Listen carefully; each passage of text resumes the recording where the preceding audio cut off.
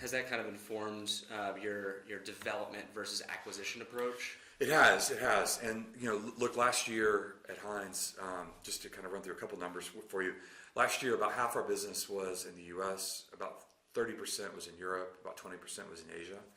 About half of what we did was in the living sector, and the other half was a mix of logistics, retail, office, and credit. I'd say, over 80% of what we did last year was acquisition, and about 20% was development.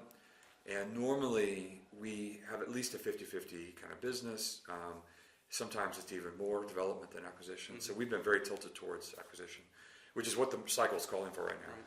I think the blind spot investors have, though, is there is a herd mentality that happens with investors. And right now, development is off. Like, nobody will go to investment committee for development. And so therefore, there's no development happening, right? And so what the investors miss is that some of the early cycle development is actually the best margins, and it's when it's uncomfortable. And so this kind of paradigm of either buy or build isn't quite true, actually.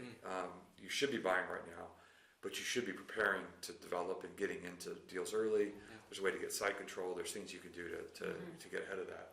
And that's what investors should be doing right now, and they're not for the most part. And so that's kind of what we're telling everybody that will listen to get ready, because it is coming.